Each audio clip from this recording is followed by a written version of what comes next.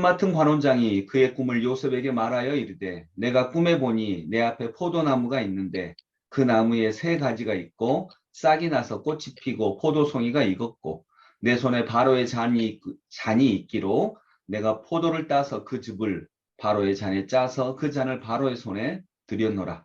요셉이 그에게 이르되 그 해석이 이러하니 세 가지는 사흘이라. 지금부터 사흘 안에 바로가 당신의 머리를 들고 당신의 전직을 회복시키려니 당신이 그 전에 술 맡은 자가 되었을 때에 하던 것 같이 바로의 잔을 그의 손에 들이게 되리이다. 당신이 잘 되시거든 나를 생각하고 내게 은혜를 베풀어서 내 사정을 바로에게 아뢰어 이 집에서 나를 건져 주소서. 나는 히브리 땅에서 끌려온 자요 여기서도 옥에 갇힐 일은 행하지 아니하였나이다. 아멘.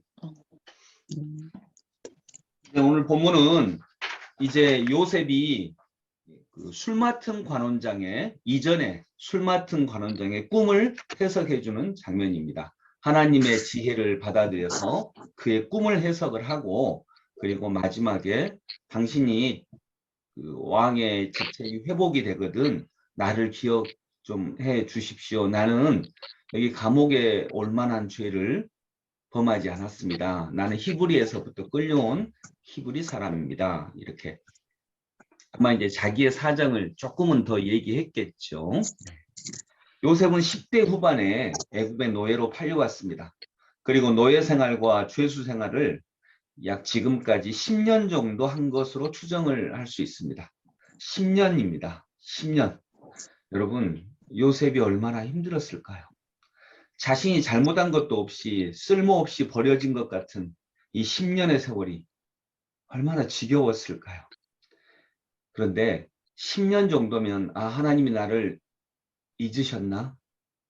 내 삶은 이제 끝난 건가? 그렇게 생각할 수 있는데 10년이 지난 후에 기회가 찾아옵니다. 술 맡은 관원장의 꿈을 해몽하여서 그에게 은혜를 베푼 것입니다. 요셉은 술 맡은 관원장에게 자기를 알리고 억울한 감옥에서 꺼내달라고 부탁도 했습니다. 근데 내일 읽을 본문에 보면 술 맡은 관원장이 바로 요셉을 꺼내줍니까? 어떻게 하죠? 바로 왕이 꿈을 잊어먹었습니다. 또 잊어먹었어요. 나가다 보니까. 얼마나 잊어먹었죠? 많이죠. 많이. 예, 많이.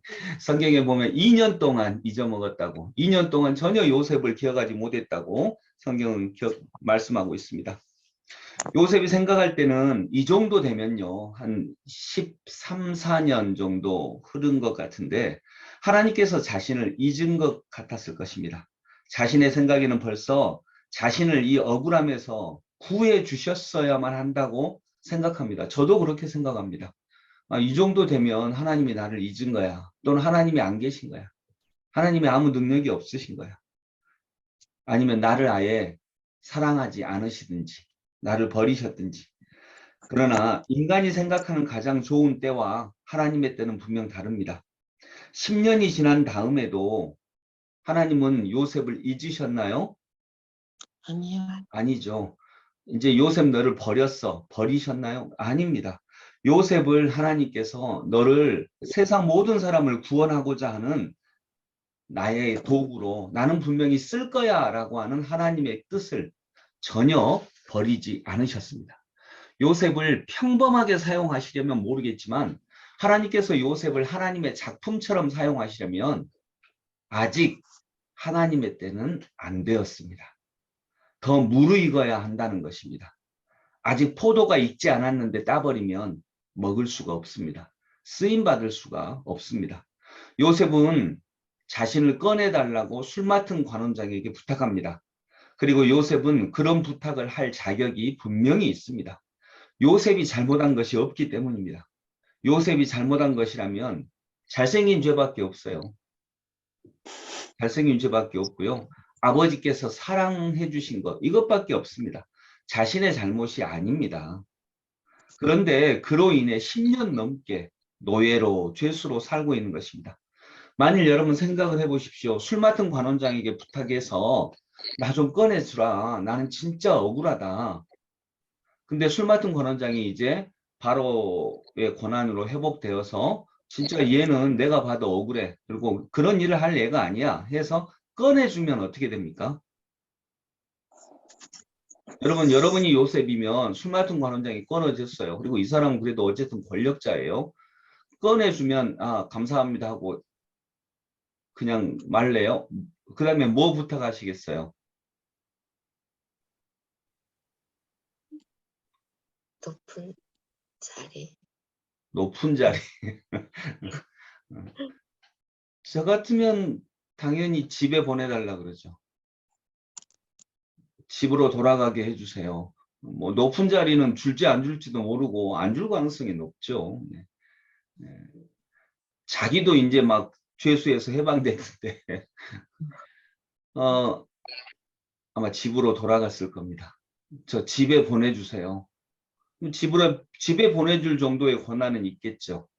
집에 가면 2년 후에 바로를 만날 수 있습니까? 없어요. 발의 꿈을 해몽할 수 있습니까? 그러면 없습니다. 그때 이제 7년 후에 닥칠 흉년, 그 엄청난 훈련으로부터 세상에 하나님의 은혜를 베풀 수가 있겠습니까? 다 막힙니다. 그래서 하나님은 2년을 더 기다리게 하십니다. 술 맡은 관원장의 기억에서 없애주셔서. 아버지 만나고 요셉은 만일 집으로 돌아가게 해달라고 하고 나 형들에게 아무 말도 안 해야지 라고 생각하고 그냥 평범하게 지냈을 수도 있습니다. 그것도 나쁘지는 않습니다. 귀한 일입니다. 그러나 그렇게 되면 흉년 이후에 온 세상은 흉년의 위기를 어떻게 극복합니까? 야곱의 가족은 또 어떻게 굶어 죽는 위기를 극복할 수 있겠습니까?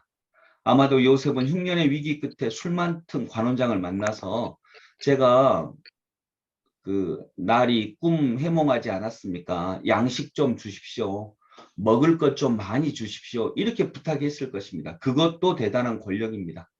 그런데 인류를 하나님의 뜻에 따라 구원하는 역할은 아마 요셉이 하지 못했을 것입니다.